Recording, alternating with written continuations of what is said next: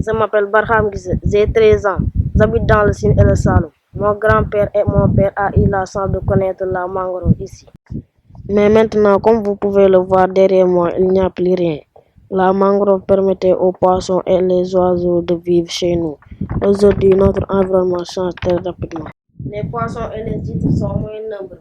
Le Ciné Saloum est un territoire complexe parce que il est à la confrontation de deux milieux, le milieu océanique et le milieu fluvial, donc le fleuve du Saloum.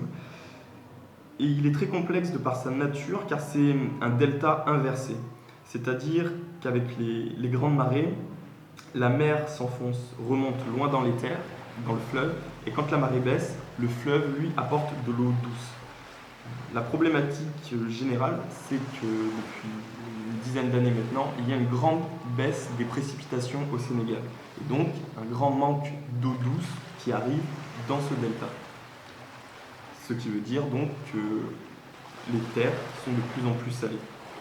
La mangrove donc, est utile sur le plan économique et alimentaire. Sur le plan alimentaire, les populations exploitent les produits qui sont les huîtres, exploitent également donc,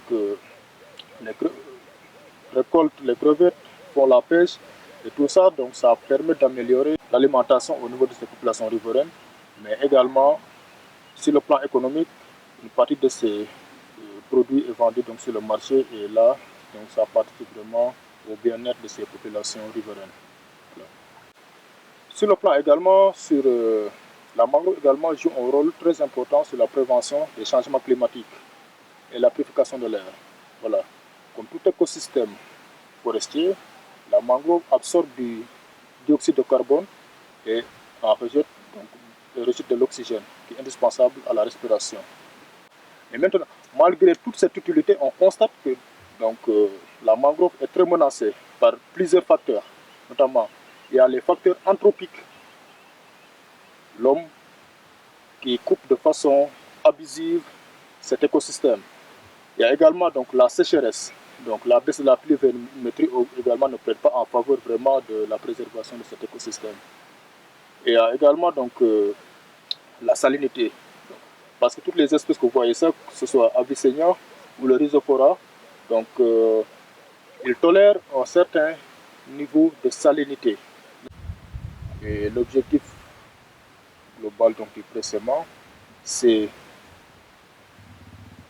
d'atténuer donc la vulnérabilité des écosystèmes de mangroves et des populations qui en vivent dans la réserve de biosphère donc, du delta du Saloum.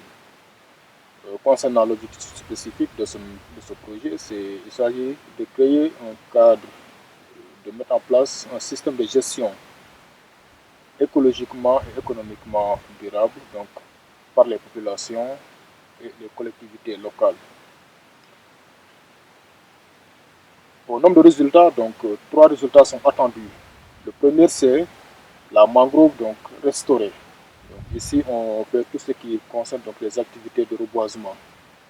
Le deuxième, c'est la mangrove conservée par l'aménagement participatif.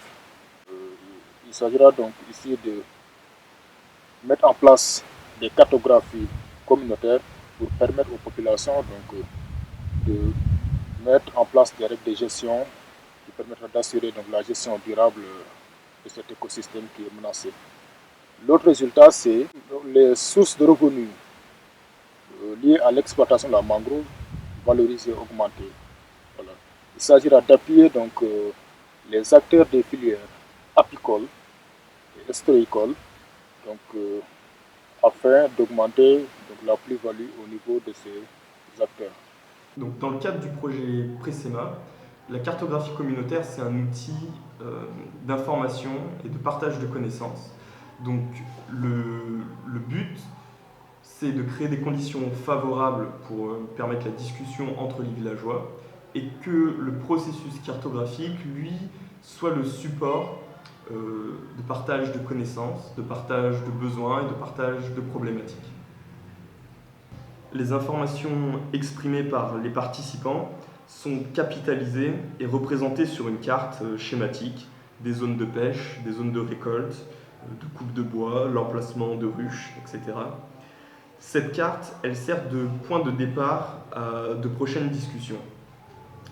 Donc la cartographie communautaire est ici un prétexte à l'échange qui permet aux villageois, dans un premier temps, de partager leurs connaissances et d'exprimer des questionnements. Et dans un second temps, donc, d'entrevoir des possibilités d'action. Cela permet aux populations à la fois la conservation et la valorisation donc, de leur environnement. Sensibiliser les populations sur l'importance de la mangrove, n'est-ce pas? Mais également essayer de former les populations donc, sur les techniques afin donc, de pérenniser les actions menées sur le terrain. Mettons plus l'accent sur la formation donc, des populations locales, n'est-ce pas? Au point que donc, toutes les actions que nous avons entreprises sur le terrain donc, soient pérennes à la fin donc, du projet. Nous devons préserver la mangrove